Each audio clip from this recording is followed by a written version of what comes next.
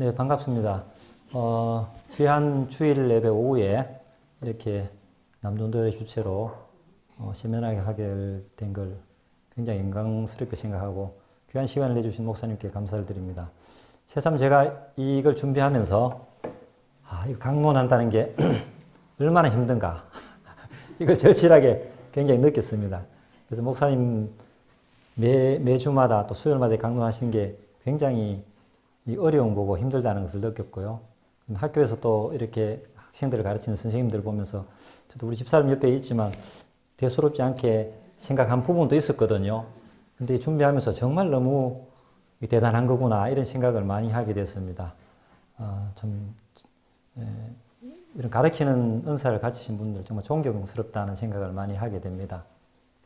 오늘은 제가 사실 이렇게 물리학이나 천체 이런 쪽은 제가 전문가가 아니고 그래서 기본적인 것들을 한번 보고 그 하나님이 지으신 위대한 우주와 그리고 우리 인체는 소우주라고 이야기하잖아요. 대우주와 소우주를 살펴보면서 그 하나님의 그 위대하심과 그 놀라우신 계획들, 그 정말 우리 생명체가 얼마나 귀하고 어떻게 운영되는 이런 것들을 우리가 보면서 하나님을 찬양하는 귀중한 시간 되기를 바랍니다. 최대한 편하게 아주 이제 지금부터는 예배라는 생각을 피하시고 영화관에서 영화 감상한다는 느낌으로 그렇게 보시면서 영화 한 프로 보면서 시작하겠습니다. 이곳은 우리의 지구입니다. 우주 공간에는 셀 수 없이 많은 별들이 있습니다. 푸르른 지구의 뒤로 별들이 보이십니까? 육안으로 봐도 정말 많은 별들이 존재하고 있습니다. 하나씩 세는 것조차 포기할 정도죠. 빈 공간처럼 보이는 어두운 부분들이 중간중간 보입니다. 과연 정말로 비어있는 공간일까요? 빛의 세기를 조절해 보겠습니다.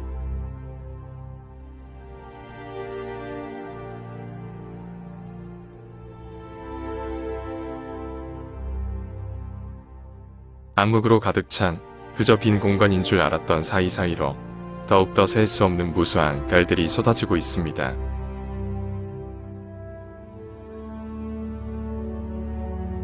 지구에서 조금 더 멀리 이동해 보겠습니다.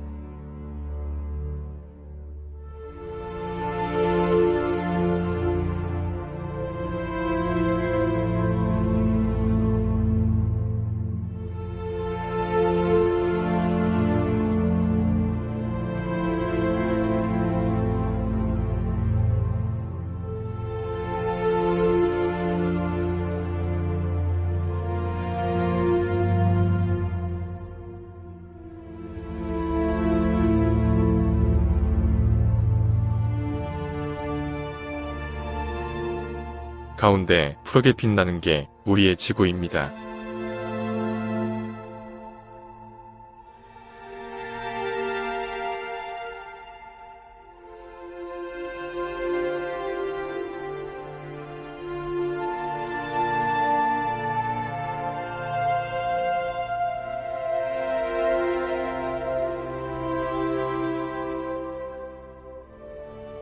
수많은 별들이 빛을 쏟지만 현재 이 거리에서 태양이 쏟는 빛은 가히 압도적입니다.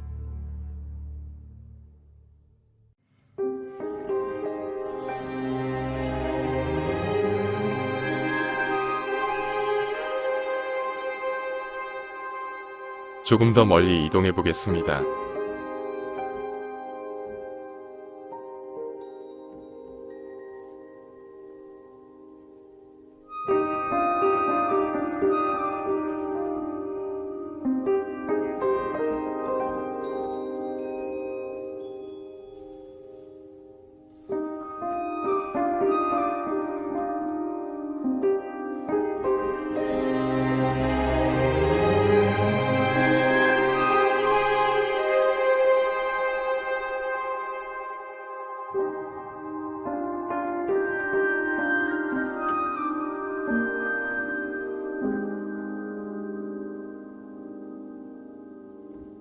이 수많은 별들을 뒤로 한 채 계속해서 이동하다 보면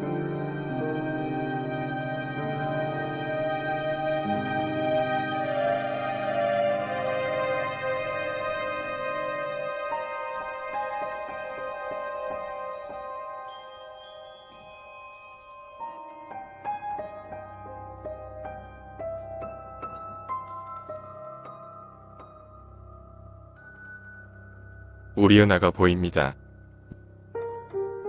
우리은하는 태양계가 속해 있는 은하입니다. 우리가 속해 있는 곳이기 때문에 단순히 은하 또는 은하계라고도 불리죠. 은하수는 지구에서 보이는 우리 은하의 부분으로 천구를 가로지르는 밝은 띠로 보입니다. 이 밝은 띠는 다수의 별들로 이루어져 있죠.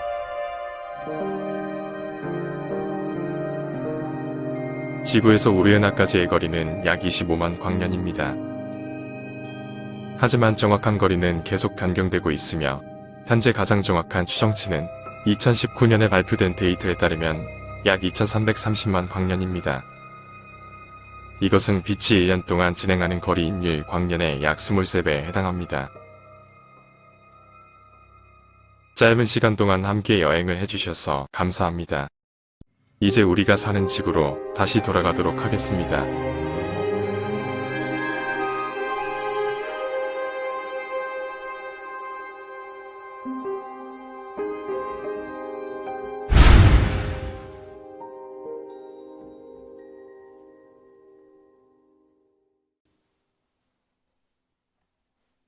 네. 우리 지구가 어느 정도 규모가 되는지, 어느 정도 위치인지 좀 판가름하셨습니까? 이 우리 예배당에 모래를 가득 채운다고 생각하십시다. 그 전체 모래를 우리 은하라고 봤을 때, 우리 은하계에 있는 별들을 다 가득 채우면 그 모래와 같은데, 그 모래 하나가 지구의 위치입니다. 근데 이렇게 가득 쌓인 은하계를 하나의 모래로 가득 채운 게 그 우주라고 합니다. 은하가 그냥 모래 하나만한 거죠. 그 모래 하나만한 곳에 이 가득 채운 또 모래 하나 알갱이가 지구 정도 됩니다. 그 지구에 또 대고 보면 얼마나 작겠습니까? 그곳에 우리가 사는 우리의 존재라면 얼마나 우리의 존재가 너무 이제 우주의 그 위대한 그 크기에 비하면 굉장히 적은 존재입니다. 하나님이 이런 우주를 만드셨는데 이 수많은 이 별들, 이 은하로 따지면 1000억 개에서 4000억 개의 별이랍니다. 이 별들이 하나도 부딪히지 않고 그 궤도를 따라 운행을 하지 않습니까? 그죠? 우리 첫 번째 봤지만 지구가 이렇게 둥둥 떠 있지 않습니까? 그죠? 둥둥 떠 있는데도 지구는 어디 충돌 없이 잘 돌아가고, 우리도 요 밑에 남반구에 있는 사람은 거꾸로 이렇게 매달려 있잖아요. 그죠? 우리는 이렇게 있고, 그죠? 근데 우리가 떨어지지 않고 딱 지구 중심으로 잘 살아가고 있지 않습니까? 그죠? 참 대단한 것 같습니다. 제가 그 묵도할 때 말씀드렸다시피 그런 내용도 그렇고, 욥기서도 그렇고, 우리 인생의 인생을 성경에서는 티끌이라고 이야기하지 않습니까? 이걸 보면 확실히 우리 인생은 티끌 같은 존재다, 이런 생각이 듭니다. 그럼 이렇게 우리가 천체들을 이렇게 봤고, 이 물리학적으로 요즘은 이제 과거의 별자리도 우리가 알 수가 있는 상황입니다. 예수님 탄생한 그 왕의 별이 나타났던, 결국 예수님이 탄생한 그 시기까지도 지금은 다 알아볼 수 있는 현대 문명이 되었습니다. 그리고 우리가 이스라엘들이 출애굽 날짜도 알 수 있는 이런 상황입니다. 옛날에는 전혀 상상도 못했던 그런 과학의 어떤 발전이 이루어졌다고 보면 되겠습니다. 그럼 이렇게 우리가 궤도에 이런 이탈 없이 이렇게 우리가 아무 생각 없이 살아가는데도 꽃도 피고 열매를 맺고 이렇게 되잖아요. 그죠? 이게 무슨 원리일까요? 이게 지구가 이렇게, 그 다음에 우주가 이렇게 잘 궤도를 따라 잘 운행되는 게 무슨 원리죠? 이게 우리 과학에서 배웠잖아요. 맞추는 사람 선물 드리겠습니다. 내자. 유장놈님 저 옆에 저 선물 갖다 놨습니다. 중간중간에 퀴즈를 내서 맞히는 분 선물 드리도록 하겠습니다. 내자입니다. 내자. 만으로 시작된 거, 만. 만료일에 네, 맞췄습니다. 선물 가져가십시오. 선물 가져가십시오.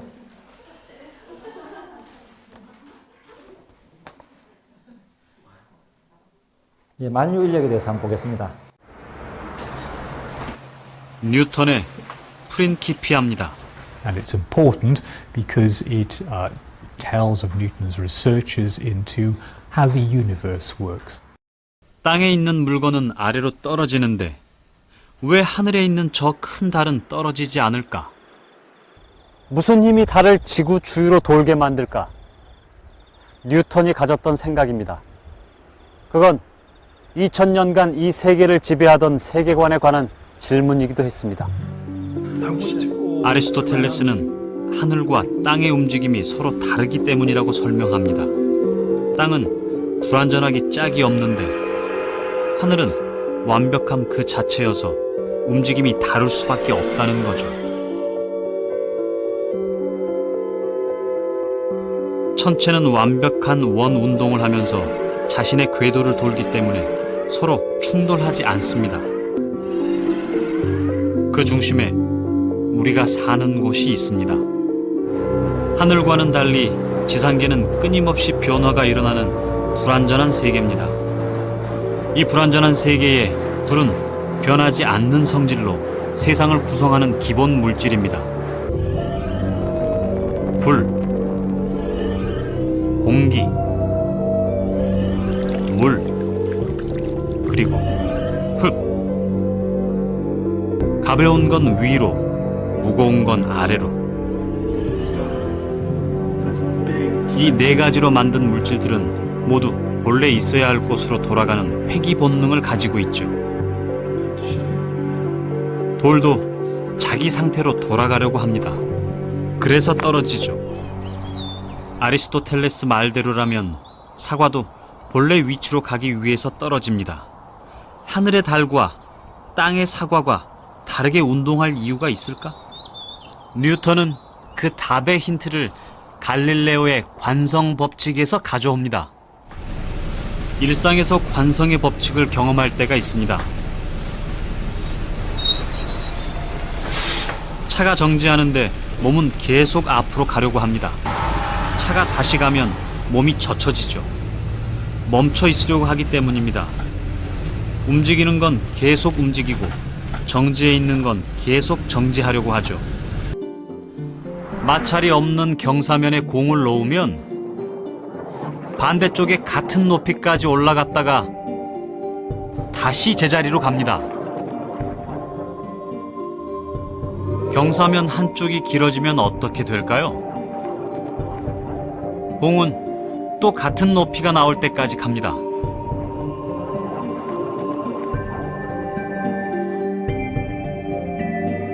경사면 길이를 더 길게 바꿔볼까요? 마찬가지입니다. 그렇다면 반대쪽 경사를 아예 없애면 어떻게 될까요?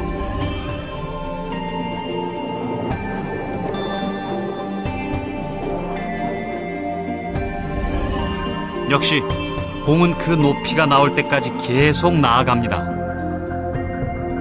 운동하고 있는 물체는 방해를 받지 않는 한 계속 직진합니다. 달도 그렇게 가야 합니다. 공도 그렇죠. 관성의 법칙을 따른다면 이 공은 직선으로 하늘을 향해 날아갈 겁니다.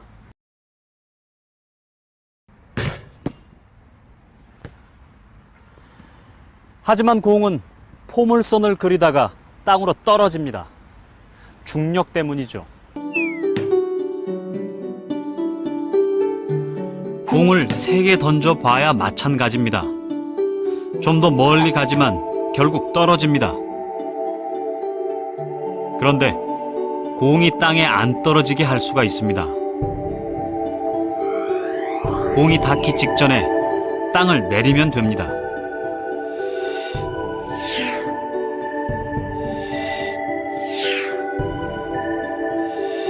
공이 바닥에 닿지 못하게 계속 땅을 내립니다. 계속 땅을 내리게 되면 지구입니다. 이렇게 하면 공은 계속 지구 주변을 돕니다. 사실 공은 떨어지고 있는 거죠.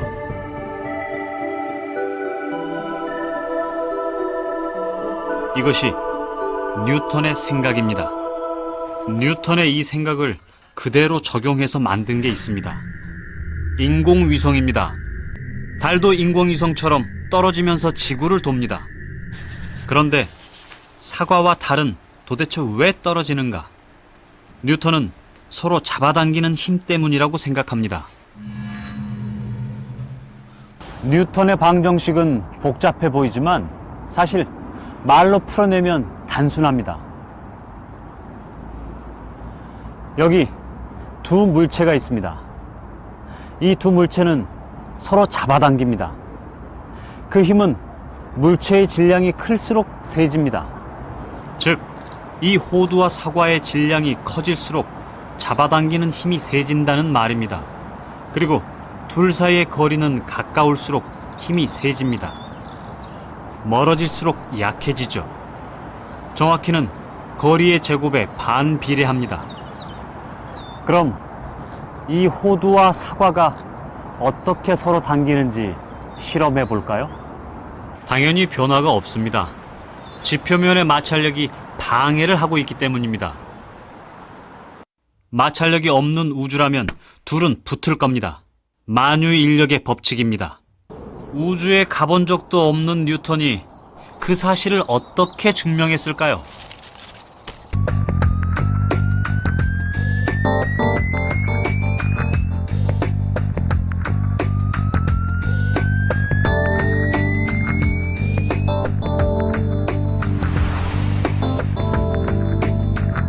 뉴턴은 사과를 달과 동일한 높이에 가져다 놓습니다. 달은 관성의 법칙에 따라 직선으로 이동합니다.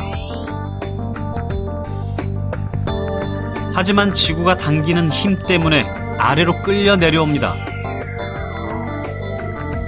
뉴턴의 공식이 맞다면 달이 떨어진 거리는 사과가 떨어진 거리와 같아야 합니다. 그렇다면 이 둘은 같은 힘이 잡아당기는 겁니다. 검증은 성공적이었습니다. 뉴턴은 결과를 왕립협회에 보냅니다. 이걸 엮어서 프린키피아를 만들죠.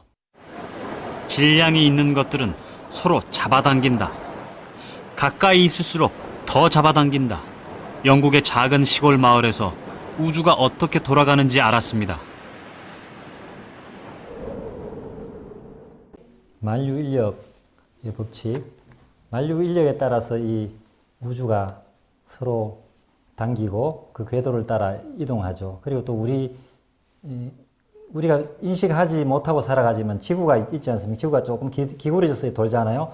매일 돌고 또 자전과 공전을 반복하면서 이게 그렇지 않으면 이게 봄과 여름, 가을, 겨울이 일정하게 있을 수가 없습니다.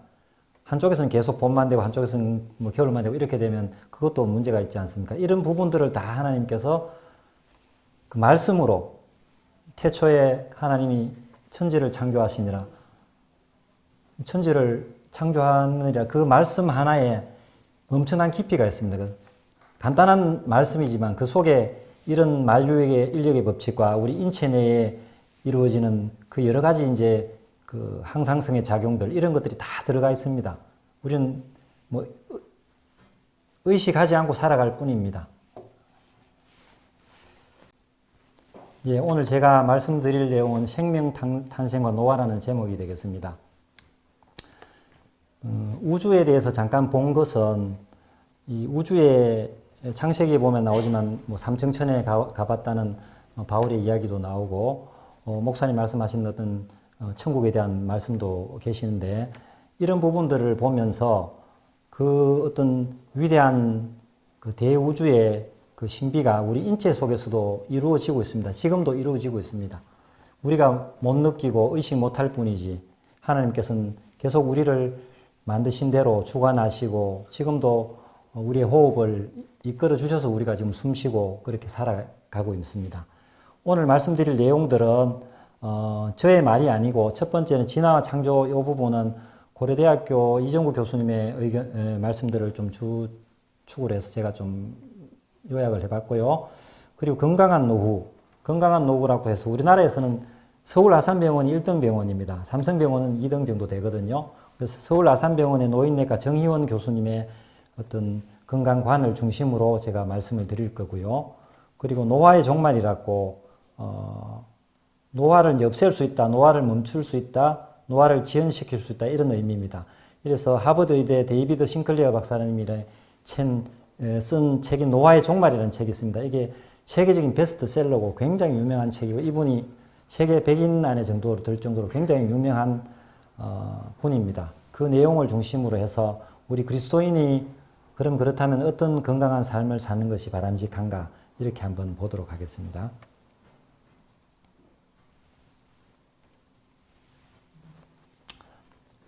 창세기 1장 1절 태초에 하나님이 천지를 창조하시니라. 창세기 1장 27절에서 28절까지 누가 한번 읽어주시겠습니까? 하나님이 자기 형상 곧 하나님의 형상대로 사람을 창조하시되 남자와 여자를 창조하시고 하나님이 그들에게 복을 주시며 하나님이 그들에게 이르시되 생육하고 번성하여 땅에 충만하라 땅을 정복하라 바다의 물고기와 하늘의 새와 땅에 움직이는 모든 생물을 다스리라 하십니다. 네, 감사합니다. 용기 있는 사람에게 선물 드리겠습니다. 선물 가져가시기 바랍니다. 조금 있다가. 우리가 학교에 가면 생물을 배우잖아요. 생물 저도 굉장히 학교 때 되게 싫어했는데 생물 속에서는 뭐라 하면 진화를 이야기합니다. 하나님이 창조했다 이런 말씀을 전혀 가르치지 않습니다. 그래서 우리 모든 교육을 받은 사람들은 다 진화했다. 생물이 진화했다. 이렇게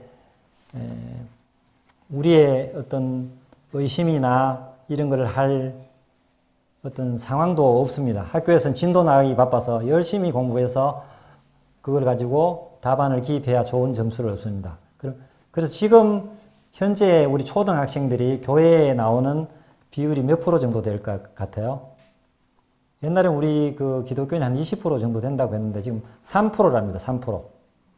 굉장히 심각합니다. 앞으로 예수 믿는 사람이 없어질 가능성이 엄청 높다는 것을 우리가 통계로 알 수가 있습니다.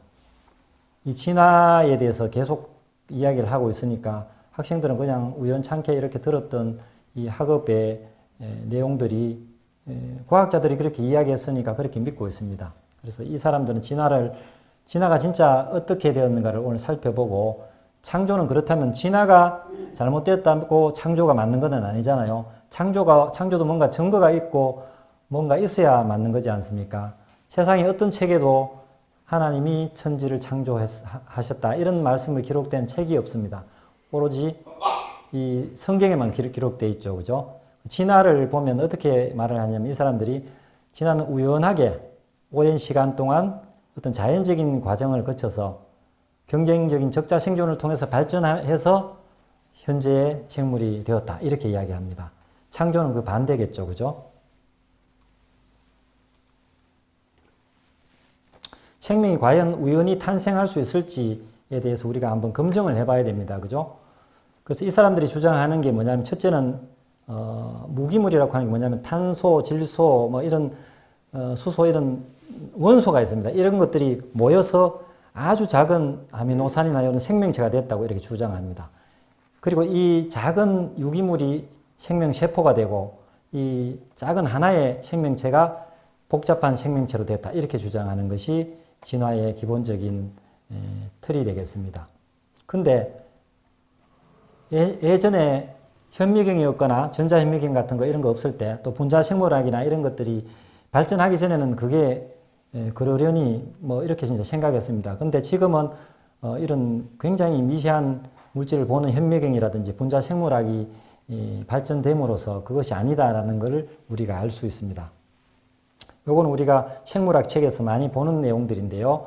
어떤 작은 아메바 같은 것이 이렇게 물고기가 되고 뭐 양서류 같은 이런 개구리가 되었다가 어찌어찌해서 이제 사람까지 가는 겁니다. 이게 기본적인 진화의 계통도입니다. 그래서 물고기가 이제 살고 있었습니다. 살고 있다가 물고기들이 점프하지 않습니까? 그죠? 발딱발딱 뛰다 보니까 육지에 한번 나왔다 들어갔더니 육지가 너무 좋은 거예요. 아, 육지에 가서 좀 살고 싶다 해서 개구리가 되었어요. 개구리는 물에 왔다가 육지에 왔다 갔다 할 수 있지 않습니까? 개구리로 살다 보니까 먼 곳이 또 가고 싶잖아요. 그래서 육상식물이 돼서 이제 도마뱀이 된 거예요. 그 도마뱀 막 열심히 살다 보니까 좀 날고 싶고 그런 거예요. 그래서 그냥 날 수 없으니까 절벽에 올라가서 부득득 하다 보니까 날개가 생겨서 이렇게 조류가 된 거예요. 또 어느 날 이 아기를 키워서 막 이렇게 젖먹여서 이제 키우다 보니까 포유류가 되었다. 이렇게 이제 이야기를 하고 있습니다. 자, 그러면 진화의 가장 취약점인 것을 이 그림을 통해서 볼 수 있는데, 쥐가 박쥐가 이렇게 되는 과정입니다. 박쥐의 그 조상이 무엇일까요? 여기서 이 그림을 통해서 보면 쥐가 박쥐의 조상입니다. 어떤 분은 박이라고 하는 분도 있다고 하던데 혹시 모릅니다. 그런 분들은 잘 보살펴 주셔야 되고요. 그러면 쥐가 박쥐로 되는데 몇 단계 만에 이렇게 되었죠? 몇 단계요? 4단계. 4단계는 아닌 것 같은데요. 3단계예요. 이런 분들도 잘 보살펴 주셔야 됩니다. 이 3단계 만에 박쥐가 될 수가 없습니다. 무수한 세월을 거쳐서 수천만 년의 세월을 거쳐서 이렇게 되는 겁니다. 그래서 쥐가 막 활동하다가 열심히 이렇게 막 발을 쓰다 보니까 뭔가 이렇게 발에 뭐가 돋아나는 거죠. 돋아나다 보니까 막 물갈퀴 같은 게 뭐 생깁니다. 이걸 가지고 부득득 하다 보니까 이렇게 이제 거의 이제 박쥐에 유사하게 되었습니다. 이 박쥐에 유사한 게 결국은 날개도 생긴 이 박쥐가 되었다. 이런 주장이거든요. 그래서 그렇다면 이제 지금 쥐와 박쥐는 현생 우리가 육상 또는 공중에서 볼 수 있는 동물인데 중간에 얘들도 분명히 화석을 통해서 우리가 알 수 있어야 되거든요. 볼 수 있어야 되거든요. 근데 이 이런 애들이 화석이 발견되지를 않았습니다. 그래서 이런 연속성이 있어야 되는데 중간 단계의 화석이 전혀 발견되지를 않았습니다. 그래서 만약에 얘들이 수천만 년에 걸쳐서 이렇게 진화가 되었다고 하더라도 중간에 이런 개체들이 굉장히 많이 발견되는 게 정상인데 발견되지 않았기 때문에 이거는 진화에서는 증거물로 제시할 수가 없는 상황입니다. 그래서 실질적으로는 진화가 그것을 뒷받침할 수 있는 증거가 전혀 없습니다. 그렇지만은 우리가 지금 하나님이 창조하셨다는 그런 주장을 하는 우리 창조를 주장하는 사람들의 말도 증거가 있어야 믿을 수 있는 거잖아요. 그죠?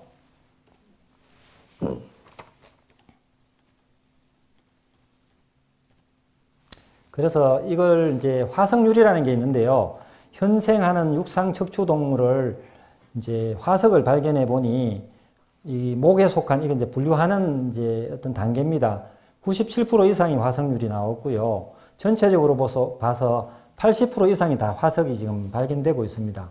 그래서 아까 말씀드린 퍼득득 해서 박쥐가 된 개들도 이 화석으로 발견돼야 되는데 발견이 거의 안 됩니다.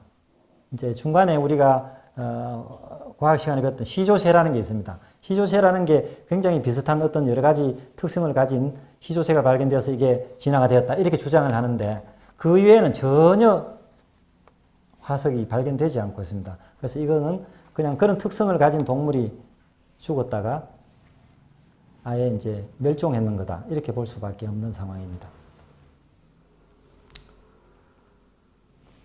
자, 이 두 분 한번 보시죠.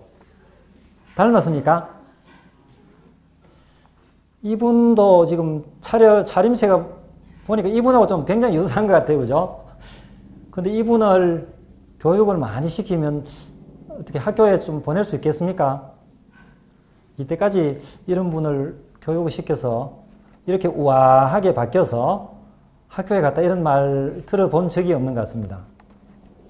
이분은 어떻습니까? 이분도 뭐 아프리카나 어디 뉴질랜드나 어디 그 산골에서 사시는 분인데 이분하고 생김새는 굉장히 비슷한데 이분 교육시키면 학교 보낼 수 있겠죠.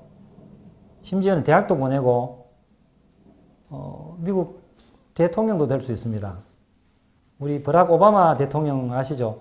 이분하고 뭐 이렇게 예 바꿔 놓으면 오락부마마가 이 기구 들고 막 뛰어다닐 것 같아요. 보니까. 이처럼, 우리 원숭이나 침팬지에서 사람이 되었다는 것을 우리가 믿기 좀 어렵겠죠. 그죠? 창세기 한번 보겠습니다. 1장에 보면 24절, 1장 24절부터 25절까지 한번 읽어 주시겠습니다. 누구 한번 읽어 주십시오. 하나님이 이르시되 땅의 생물을 그 종류대로 되되 가축과 뛰은 것과 땅의 짐승들의 종류대로 내라 하시니 그대로 되리라. 하나님이 땅의 짐승을 그 종류대로 가축을 그 종류대로 땅에 비는 모든 것을 그 종류대로 만드시니 하나님 보시기에 좋았더라. 네, 감사합니다. 선물 드리기 바랍니다. 용기 있는 자에게 선물이 나갑니다. 이 성경에 보면 하나님이 원숭이를 만들어서 사람이 되었다 이런 말씀이 없습니다. 그 종류대로 10번을 말씀하십니다. 하나님은 10번 동안 이 종류대로 지구상의 생물을 만들었다고 말씀하십니다. 실질적으로 지금 침팬지나 원숭이하고 생활하면서 연구하는 과학자들이 되게 많거든요. 수년 동안 계속 연구를 하기 위해서 같이 동고동락하는 과학자들이 많습니다. 그런 사람이 이런 친구를 가르쳐가 학교 보냈다는 이야기는 아직까지 들어본 바가 없어서 아직까지는 조금 증거가 불충분한 것 같습니다. 이와 같이 진화론자들이 주장하는 어떤 단세포 생물이 이렇게 발전을 거듭해서 진화가 되었다라는 것을 수학적으로 어느 정도 확률로 될 수 있는가 하고 계산해 봤더니 뭐 이런 식이 나왔습니다. 이게 어느 정도의 식이냐면 이렇게 막 회오리 바람이 붑니다. 회오리 바람이 부는데 이 회오리 바람이 막 여러 가지 부품들이 있는데 이 비행기 부품들이 있습니다. 토네이도 같은 게 막 하늘로 올라갔다가 툭 떨어지면서 이런 보잉 747기가 탁 조립되는 거. 이 정도의 확률이랍니다. 굉장히 어려울 것 같은데 뭐 가능하다고 하니 한번 두고 봅시다. 가능한지. 이거는 이제 보잉 747기와 우리 몸에 있는 세포 하나의 구성물의 비교입니다. 보잉 747기에 들어가는 부품이 500만 정도 됩니다. 근데 우리 몸에 한 60조 내지 100조 개의 세포로 이루어졌는데 그 세포 하나를 구성하는 게 보잉 747기의 부품의 1000배입니다. 1000배. 하나가요. 근데 우리 몸엔 60조 개 내지 100조 개가 있으니까 상상이 안 되겠죠. 그죠? 이 정도로 복잡한 우리 인체입니다. 그리고 이 세포 내를 보면 세포 내에 이렇게 이제 우리 몸에 이런 세포가 60조 개 내지 100조 개가 있습니다. 그래서 여기 보면 뭐 세포막도 있고 세포 안에 막 여러 가지 소기관들도 있고 그 다음에 여기 핵도 있어 안에 그 염색체가 있는 우리 유전물질이 있는 이런 부분도 있습니다. 이 유전자 보면 세포 안에 유전자라는 설계도인데요. 우리가 집을 지으면 설계도를 대로 집을 짓지 않습니까? 물론 뭐 강아지 집 지을 때는 대충 짓겠지만은 집 지을 때 설계도 없으면 허가도 안 납니다. 요즘 거기다 또 내진 설계도 해야 되고 굉장히 복잡습니다. 그런데 이 유전자 하나에 세포 하나에 있는 유전자 이 물질을 정보를 우리가 기록해 보니 책이 1000권 정도 됩니다. 이걸 이렇게 쌓아 보면 아파트 5층 높이입니다. 아파트 5층에 걸쳐서 이 세포 하나에 설계도가 나와 있는데 이걸 60조 개를 100조 개를 올린다고 하면 어떨까요? 이게 우연히 아까 그 원숭이님 교육시켜서 사람이 되는 것보다 더 힘들 것 같아요. 이런 정보를 기록한다는 자체가 사실 불가능입니다. 불가능. 우리 방금 봤던 그 핵 속에 있는 유전 물질이라는 게 이렇게 생겼습니다. 실타래처럼 생겼어요. 이걸 풀어보니까 막 실처럼 생겨서 이게 나선 구조인데 이중 나선 구조로 되어 있습니다. 이걸 1953년도에 영국의 두 과학자가 밝혀서 노벨상을 받았습니다. 그래서 우리 인류라는 게 그냥 우연하게 만들어진 게 아니고 이런 굉장히 복잡한 여기 보면 T, A, C, G 이런 부호로 만들어진 유전 물질로 구성되어 있다. 이걸 밝혔습니다. 그래서 우리는 단순한 사람이 아니고 이런 아미노산을 만드는 이런 염기의 어떤 서열에 따라서 어떤 세포들의 유전 물질들이 구성되어 있고 그 유전 물질에 따라서 우리 오집사님 같은 분도 만들어지고 그다음에 닮은 우리 하유리 같은 사람도 만들어지고 이렇게 되는 겁니다. 그래서 이 유전 물질이 자손에게 넘어가니 유전 물질에 따라서 만들어지는 생명체가 닮을 수밖에 없죠. 그래서 우리 어른들이 콩 심은 데 콩 나고 팥 심은 데 팥 난다는 말이 그 말입니다. 이와 같이 DNA라는 유전 물질 속에 이 하나님이 사람을 지으셨다 또는 식물을 지으셨다 동물을 지으셨다는 게 명백하게 드러났다고 보시면 되겠습니다. 창조주가 아니면 이렇게 만들 수가 없습니다. 어떻게 우연히 되어서 뭐 컴퓨터를 만드는 것도 사람이 만들지 않습니까? 컴퓨터도 0, 1, 요 두 자리 가지고 만들어서 엄청난 슈퍼컴퓨터도 만들고 이런데 그것보다도 상상할 수 없이 많은 정보를 갖고 있는 사람이 단순하게 이렇게 되었을까요? 그걸 이제 증명하기 위해서 영국에서 또 과학자들은 놀면 뭐합니까? 연구해야 되잖아요. 그죠? 그래서 굉장히 똑똑한 이 원숭이를 몇 마리를 가지고 이렇게 타이핑을 막 시켰어요. 그 원숭이들이 막 먹을 거 주고, 타이핑 치마 먹을 거 주고, 타이핑 치마 먹을 거 주니까 얼마나 좋겠어요. 먹을 거 주니까 계속 타이핑을 했어요. 그래서 계속해서 쳤는데 여기 보시면 나옵니다. 5마리를 7일간 타이핑 했는데 단 하나를 못 만든 거예요. 실질적으로 원숭이가 이렇게 단 하나도 만들기 힘든 이런 상황이라는 걸 우리가 알 수 있습니다. 그 DNA라는 이 정보 속에 모든 게 들어있다. 요거는 이제 굉장히 오장로님 좀 닮은 것 같기도 하고 오장로님 훨씬 잘생긴 것 같기는 합니다. 이분이 굉장히 우아하게 돼서 오장로님이 됐는지 우리가 하나님의 형상을 따라 지원받은 우리가 망가져서 우리 오장로님 같이 됐는지 어느 쪽인 것 같습니까? 옆 사람 한번 보십시오. 뭐 이렇게 상당히 우아해진 것 같습니까? 망가진 사람 같습니까? 그건 한번 판단해 보시고요. 침팬지와 우리 사람이 99%가 유전 물질이 동일합니다. 1%만 달라요. 1%만 달라도 이렇게 침팬지하고 사람이 완전히 다릅니다. 그러니까 이게 이제 우리 그 믿지 않는 사람들, 진화론을 주장하는 사람들은 이런 것들 보고 또 유전자가 변형되고 또 돌연변이를 일으키고 이렇게 돼서 됐다. 또 이렇게 주장합니다. 믿는다는 게 참 굉장히 기적입니다.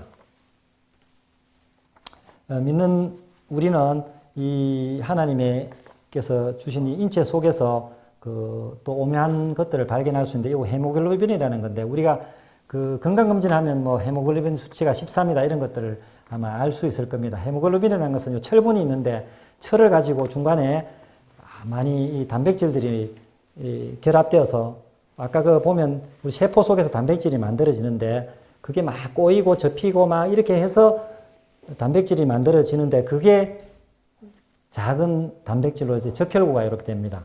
혈구가 이 산소를 운반해야 되는데 이 산소를 운반하는 정도에 따라서 우리가 힘을 낼 수 있습니다. 우리가 몇 초 동안 숨을 안 쉬고 살 수 있을 것 같습니까? 10분을 넘기가면 힘들 겁니다. 아무리 해녀라 하더라도 3분 정도 숨 안 쉬면 죽습니다. 산소가 없으면 그 세포 속에서 에너지를 못 만들어냅니다. 그럼 결국은 이제 죽게 되는 거죠.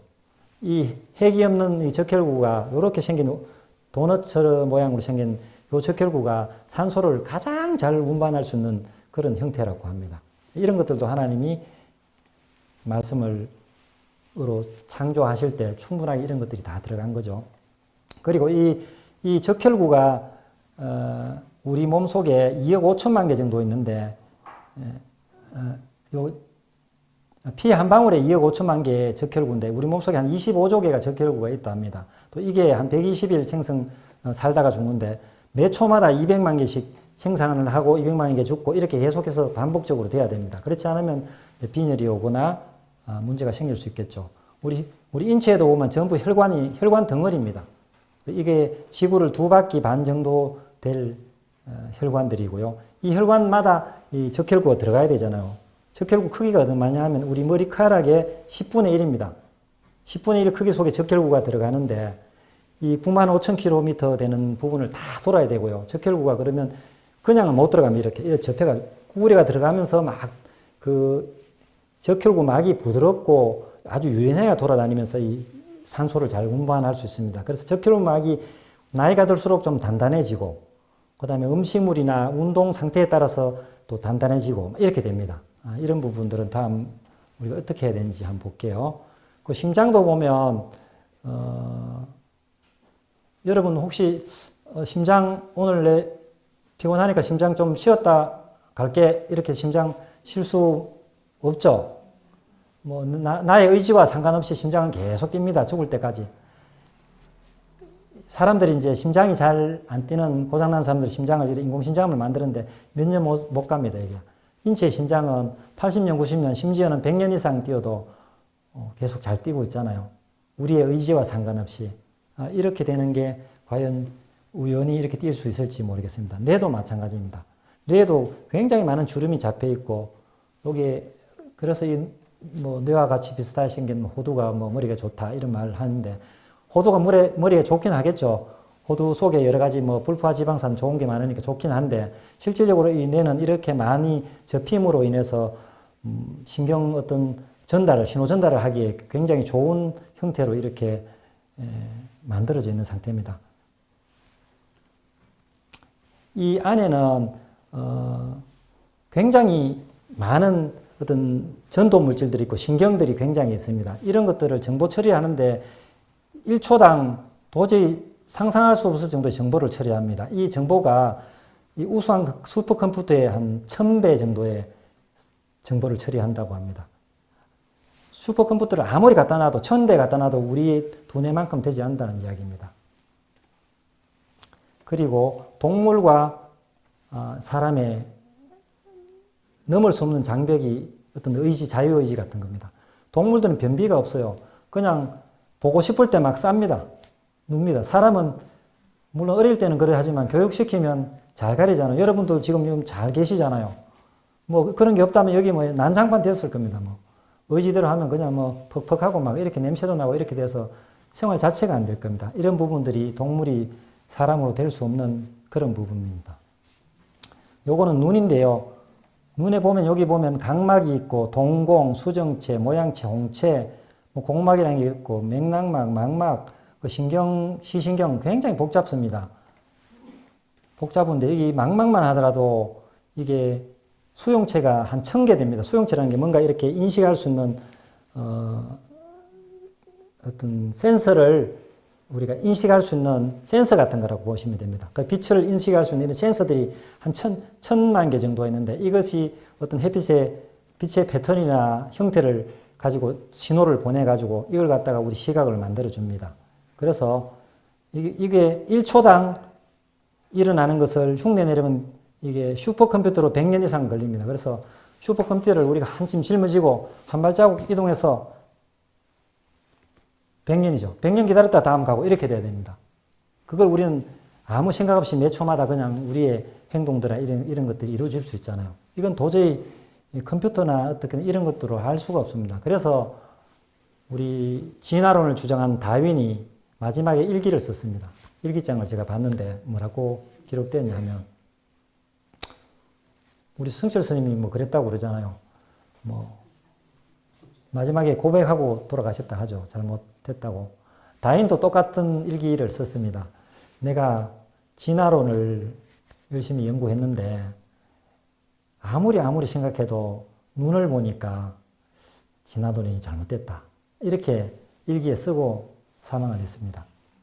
그런데 이와 같이 우리가 간단하게 어떤 구조적인 부분을 살펴봤는데 우리 몸에서는 이 체온이라든지 혈압이라든지 그 다음에 맥박이라든지 뭐 혈당이라든지 이런 것들을 계속 적정하게 유지시킬 수 있는 것을 항상성이라고 하는데 이런 항상성을 항상 우리 몸에 유지하도록 합니다. 예를 들면 호르몬 같은 거 보면 우리 체온 조절 호르몬, 이 갑상선 호르몬이 있습니다. 갑상선 호르몬이 적당하게 나와줘야 그 호르몬을 통해서 이 대사가 일정하게 유지되면서 체온이 유지됩니다. 손발이 되게 차신 우리 이정희 집사님 같은 경우는 이 대사 항상성이 조금 이제 떨어지시는 거잖아요. 이런 것도 또 굉장히 너무 많이 또 대사가 되면 갑상선 기능도 항진증이 돼가서 사람이 굉장히 체중이 빠지고 항상 감기 걸린 듯한 느낌 이런 것들을 받고 합니다. 그래서 우리가 지금 건강하게 살아가는 것들이 단순하게 그냥 되는 게 아니고 이런 호르몬에 의해서 체온과 혈당과 수분 이런 것들이 다 조절돼서 살아가고 있습니다. 지금 이 순간에도 우리 몸에서는 열심히 60쪽의 세포가 이렇게 일을 해서 우리 몸이 이렇게 정상적으로 살아가는 겁니다. 그리고 면역 같은 경우는 또 보면 우리 몸이 외부의 물질에 대해서 인식해서 예를 들자면 우리가 북한군이 쳐들어오면 군인들이 전쟁을 하듯이 외부의 물질이 들어오면 우리 몸에서 인식을 해서 그 물리쳐야 되잖아요. 그래서 그런 사람마다 독특한 어떤 면역을 갖고 있고요. 이와 같이 세균이나 기생충 뭐 여러 가지 바이러스가 들어오면 우리 몸이 그걸 면역이 그걸 감지를 해서 퇴치를 합니다. 그래서 우리가 태어날 때 엄마로부터 받는 선천성 면역도 있고 그리고 후천적으로 우리가 여러 가지 이 물질들을 뭐 날씨라든지 이런 여러 가지 물질들을 만나잖아요. 만날 때마다 우리 몸이 면역이 생깁니다. 그 인식을 하는 거죠. 기억을 해서 그걸 우리가 물리치게 됩니다. 최근에 우리가 바이러스로 3년 동안 고생했는데 우리가 바이러스 때문에 5차까지 맞으신 분도 아마 계실 거예요.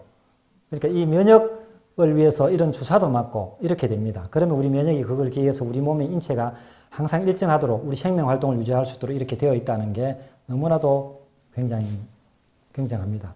예를 들자면 이렇게 봅시다. 우리가 눈을 우리가 깜빡깜빡 하는데 눈을 깜빡깜빡 하지 않는다고 생각하면 잘 때 되면 이렇게 눈썹을 내려야 되고 깨면 또 이렇게 올려야 되고 얼마나 불편합니까? 그리고 또 떠가 있으면 이게 대기 중으로 계속 수분이 증발돼 가지고 또 다시 감아주고 이렇게 다시 또 떼고 얼마나 불편합니까? 그죠? 자동적으로 깜빡깜빡 하면서 이 수분이나 이런 것들을 조절하고 그 다음에 여기 보면 침샘 같은 경우도 똑같습니다. 여기 보면 이제 우리 몸에 자율신경이라는 게 있는데 교감하고 부교감 신경이라는 게 있는데 이게 우리 몸을 항상 조절합니다. 우리가 만약에 위급한 상황이 오면 이렇게 동공이 확대되고 침이 마르고 그다음 기관지가 확장돼서 산소를 많이 받아들여서 막 에너지를 많이 생산하고 뭐 이렇게 됩니다. 그렇지 않고 아주 편안할 때는 동공도 좀 느슨해지고 기관지도 숨도 좀 천천히 쉬고 침도 많이 나와서 맛있는 것도 먹고 싶고 편안히 쉬고 이렇게 됩니다. 이런 것들도 자율적으로 우리 몸이 이렇게 됩니다. 이와 같은 항상성을 보면 어떤 절대자에 의해서 우리 몸이 만들어졌다 이렇게밖에 볼 수가 없고 그걸 우리가 유전물질을 통해서 분명히 창조주가 있다는 것을 우리가 알게 되었고 이게 과학이 증명을 하고 있습니다. 혈압도 보면 우리가 이렇게 치솟는 혈압을 조절하는 이런 시스템들이 굉장히 많습니다. 이런 것들을 잘 조절하고 있고요. 이거는 무슨 그림 같습니까? 예? 잠자리? 예, 성서 잠자리는 이렇게 생겼습니다. 이건 모기입니다. 모기입니다. 모기인데 이 모기의 이 위에 이 털 같은 거 요게 확대하면 이렇게 됩니다. 그리고 요게 모기의 얼굴입니다. 혹시 모기의 얼굴 자세히 관찰하신 분 계십니까? 모기 얼굴 이렇게 관찰했습니다. 앞으로 모기 볼 때마다 이 얼굴을 기억하십시오. 여기 보면 요게 머리입니다. 최첨단 스타일의 모기 헤어스타일입니다. 요건 눈들이고요. 요거는 이제 모기의 우리를 괴롭히는 침입니다. 그죠? 침이 아주 깃털하고 이런 것들로 굉장히 이렇게 미세하게 되어 있고, 요 앞에 요게 이제 모기 침인데, 앞에 보면 여기 침이 이렇게 됩니다. 모기만 보더라도 이렇게 굉장히 작은 물체인데도 그 속에서 만들어지는 구조나 이런 것들이 굉장히 이렇게 복잡하고 사람이 도저히 흉내낼 수 없습니다. 자, 여러분, 제가 이제 간략하게 창조와 진화에 대해서 말씀을 드렸습니다. 과연 하나님이 이와 같이 아담을 흙을 만들어서 하나님이 생기를 불어넣어서 생명이 되었든지, 아니면 애들이 이렇게 우아하게 성장해서 이렇게 되었는지, 또는 잘 모르겠는지 여러분이 판단해 주시면 되겠습니다. 하나님의 창조 설계 비밀을 우리 인체에 드러내셨던 것을 우리 DNA를 통해서 보셨고요. 결국은 하나님도 한 분이시니 곧 만유의 아버지시라. 모든 것 위에 계시고 모든 것을 통해 계시고 모든 것 안에 계신다는 이 에베소서의 말씀이 우리 속에 함께 하기를 바랍니다. 지금부터는 이제 우리가 실질적인 건강한 생활을 위해서 지금까지 했던 건 좀 따분하고 재미없었던 겁니다. 이제 지금부터 우리가 이제 어떻게 건강한 삶을 살까 하는 것을 우리나라 제1병원 서울아산병원 노인내과 정희원 교수님의 주장들을 가지고 말씀드리겠습니다. 이분이 노인내과를 하면서 우리나라가 노령화가 엄청 빠르게 진행되고 있잖아요. 그래서 일본을 갔어요. 일본을 갔더니 일본 사람하고 우리나라 사람을 비교했더니 우리나라 사람이 일본 사람보다 10년이 더 노화가 된 거예요. 그리고 우리나라 사람이 건강관리를 잘 못하고 있다. 건강관리 지침이 잘못되었다는 것을 이 사람이 밝혔습니다. 그래서 이 사람이 주장하는 게 4M이라고 4가지를 좀 주장합니다. 첫째는 운동하라. 움직여라 이런 말입니다. 두 번째는 삶의 목표와 어떤 방식이 중요하다. 그리고 멘탈, 어떤 정신적인 문제, 그리고 어떤 의료를 잘 이용해야 된다. 이렇게 4가지를 이야기하고 있습니다. 그래서 간단하게 생활요법 좀 볼게요. 항상 출퇴근이나 이런 데 걸어 다니라. 출근할 때 하루 일과 중에 한 명이라도 더 좋은 사람들과 소통하라. 그리고 규칙적인 일과를 해라. 출퇴근과 집중 업무 시간, 정리 시간 있는 걸 하라. 그리고 점심 식사는 혼자 하지 않고 주변 사람들과 항상 같이 하라. 이렇게 되어 있습니다. 우리가 점심 시간 같이 다가를 나누고 이야기하고 이런 것들이 굉장히 중요한 겁니다. 그리고 이 사람들이 식이요법, 우리가 말하는 식이요법 되게 중요하잖아요. 그죠? 그래서 이 사람이 말한 거는 저탄수화물 식이를 하라. 오늘 우리 탄수화물 집중적으로 먹었잖아요. 그죠? 라면 먹고 김밥 먹고 완전히 우리 이분이 말하는 가속노화를 했습니다. 가속노화. 노화를 집중적으로 가속시켜서 가속 페달을 밟고 왔습니다. 그러면 어떻게 하면 우리가 가속노화를 저속노화로 바꿀 수 있는가? 이 사람이 단순당을 피하라 됩니다. 단순당은 탄산음료, 과자, 주스 같은 거, 그리고 밀가루 음식, 흰밥, 떡 이걸 피하라고 이야기합니다. 그리고 통조림과 설탕, 버터 이런 것들, 하여튼 가공된 것들을 많이 피하라. 이게 기본 우리가 다 알고 있는 겁니다. 그리고 배달 음식이나 이런 것들을 피하라. 이렇게 되어 있고요. 그럼 수명 연장을 위해서는 절식하라고 합니다. 지금 먹는 음식의 한 20, 30%를 줄여라 이렇게 합니다. 그리고 저녁 식사하고는 금식하라. 그래서 통곡물류나 콩, 견과류, 채소 이런 것들을 적당히 해서 먹어라 이렇게 합니다. 그리고 운동요법. 운동이 이게 되게 중요한데요. 사실은 제가 근육이 연금보다 이렇게 강하다 이렇게 했습니다. 여기 이제 학교 선생님들 이제 은퇴하신 분은 이제 연금도 받고 또 우리 그렇지 않은 분들은 국민연금도 받고 할 텐데 연금 받다가 우리나라 사람이 딱 10년 동안 병원에서 생활하다가 다 그렇게 이제 생을 마감합니다. 그래서 일본 사람들의 일본에서 가장 주안점을 주는 게 스스로 돌봄을 예방하는 걸 이걸 일본에서 건강의 표준입니다. 그래서 우리가 죽는 날까지 움직이다가 혼자서 화장실도 가고 혼자서 밥도 해 먹고 혼자서 이웃들과 사귀고 이렇게 하다가 죽는 게 굉장히 행복한 겁니다. 우리나라 사람들이 자기 집에서 생을 마감하기를 원하는 사람들이 한 40% 되는데 지금 자기 집에서 생을 마감하는 사람이 16%입니다. 16% 이외에는 거의 84%가 다 요양병원이나 요양원에서 생을 마감합니다. 굉장히 쓸쓸하게 생을 마감하는 슬픈 현실입니다. 이것을 막기 위해서 우리가 운동을 해야 됩니다. 그 운동은 우리나라 사람 운동은 우리 이 권사님 운동 어떤 거 아시죠? 권사님은 막 운동도 열심히 하고 계단 오르기도 하고 하시는 걸로 알고 있습니다. 많이 합니까? 역시 권사님 행복하게 오래 사실 걸로 믿습니다. 예, 이렇게 건강하게 살기 위해서 우리나라 분들이 대부분 걸어라 이렇게 이야기합니다. 걷는 거 굉장히 좋은 운동입니다. 그렇지만 여기 보면 집중적인 하나의 운동은 굉장히 위험하다 이렇게 되어 있습니다. 그래서 이 아산병원의 이 교수님이 말씀하실 게 하시는 게 균형 잡힌 운동을 해야 된답니다. 그래서 걷는 거는 10,000보 걷는다 이게 자랑이 아닙니다. 오히려 나이가 들수록 3,000보, 5,000보 걸으시고 계단 오르기도 좀 하시고 다리 운동도 하시고 그 다음에 우리 플랭크라든지 이런 여러 가지 운동들을 해야 되는데 가장 좋은 것은 잘못된 습관으로 하는 운동은 굉장히 안 좋습니다. 그래서 운동을 배울 수 있으면 한 2, 3개월 이렇게 돈 주고 좀 배워서 하면 굉장히 좋은 운동이 될 수 있습니다. 그리고 아까 이 교수님이 말씀하셨듯이 정신적인 거 이런 것도 굉장히 중요합니다. 그래서 우리가 굉장히 좋은 감사, 기쁨, 행복, 웃음, 사랑 이런 것들을 느낄 때 면역이 굉장히 좋아집니다. 그래서 외부의 물질이나 우리 몸에서 생성되는 굉장히 많은 염증성 물질이 있습니다. 이 염증이 결국은 질병을 일으키고 암을 일으키고 오래 됩니다. 이걸 없앨 수 있는 게 긍정적인 감정, 운동 이런 것입니다. 그래서 최근에 운동하는 사람, 특히 이제 뛰는 사람들을 모집을 해서 검사를 해봤습니다. 검사를 해봤더니 우리 몸에 텔로미어라는 게 있습니다. 텔로미어가 뭐냐면 그 염색체, 아까 본 유전물질 끝에 텔로미어라는 게 있는데 이게 계속 짧아집니다. 우리가 오늘 밤 자고 나면 내일 밤 자면 모레 조금씩 짧아지다가 마지막에는 이제 없어져서 우리가 죽게 되는데 운동하는 사람은 이 텔로미어의 길이가 굉장히 느리게 짧아집니다. 굉장히 수명을 연장할 수 있다는 거죠.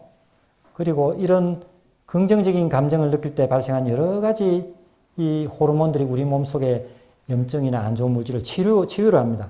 건강하게 살 수 있다는 거죠.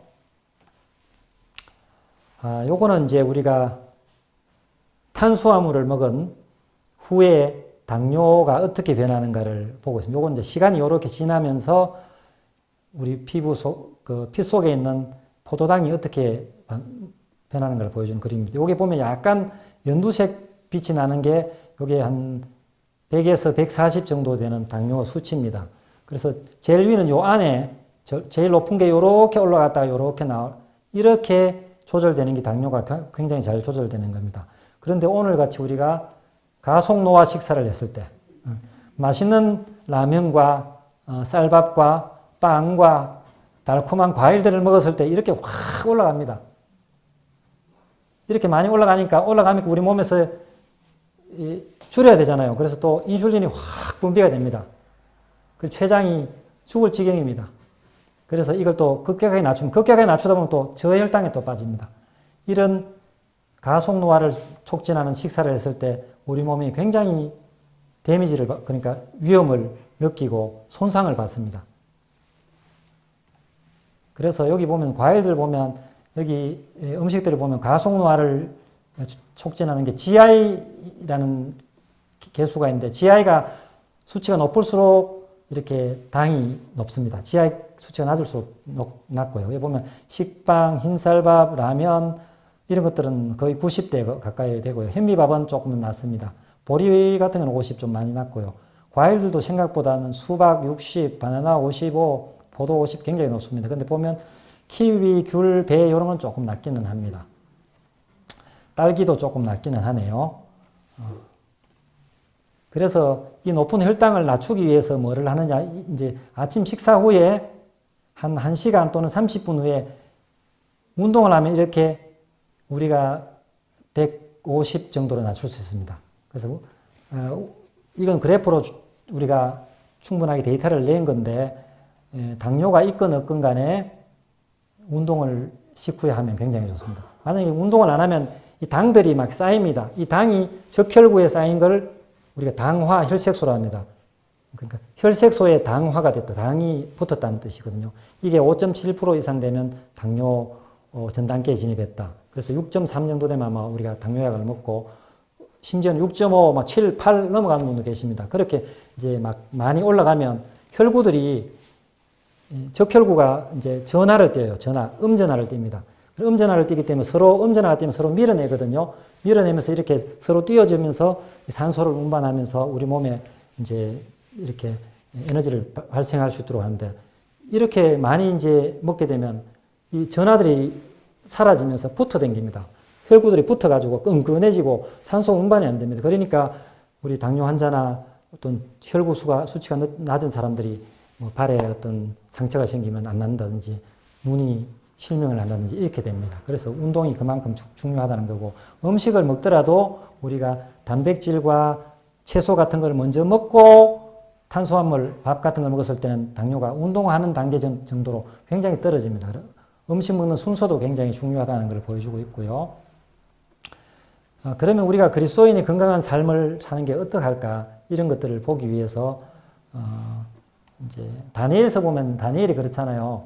다니엘을 모함하는 그런 신하들이 음식을 가지고 다니엘을 올가매려고 했더니 이 다니엘이 청하오니 당신의 종들을 열흘 동안 시험하여 채식을 주어 먹게 하고 물을 주어 먹게 하셔서 판단하라 이렇게 이야기하잖아요.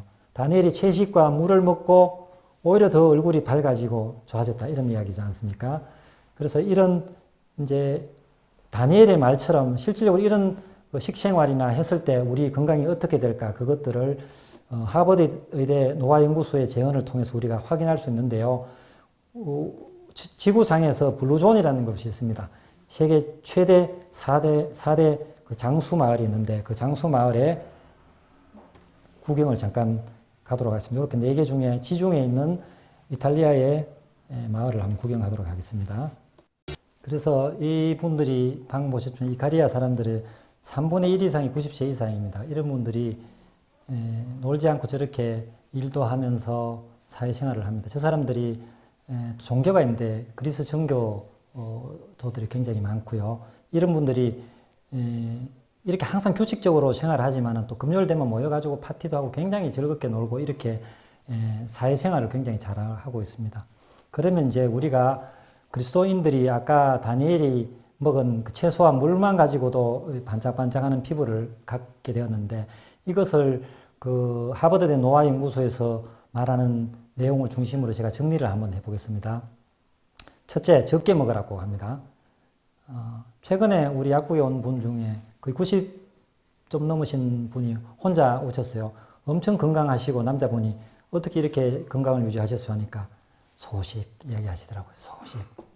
참 어렵습니다. 소식이라는 게. 우리가 맛있는 음식을 두고 숟가락을 놓는다는 게 굉장히 힘듭니다.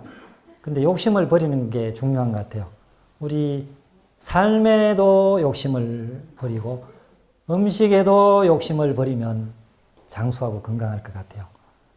이걸 쥐를 가지고 실험을 했거든요. 실질적으로. 실험을 해보니까 30% 절식을 시키니까 30% 이상 수명이 늘어납니다.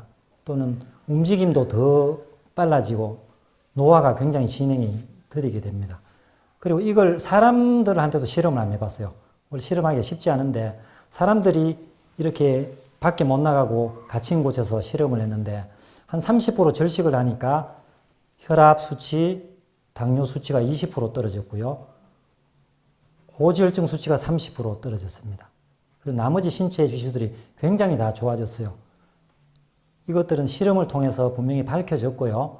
아까 말한 텔로미어의 길이도 굉장히 길었고 적게 먹는 것이 우리가 오래 사는 게 중요한 게 아니고 건강하게 살 수 있는 비결입니다. 그래서 앞으로 우리 점심시간 금식합시다. 돈 안 들어가요.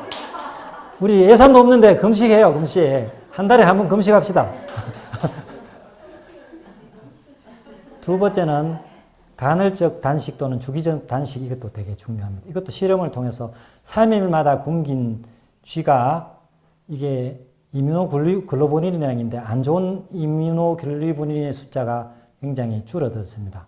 그래서 이게 장수와 굉장히 밀접하다는 것을 밝혔고요. 허기지게 먹는 게 장수 유전자를 굉장히 발동을 시킨답니다. 그러니까 요즘 우리 현대인들이 허기지는 걸 굉장히 못 참아요.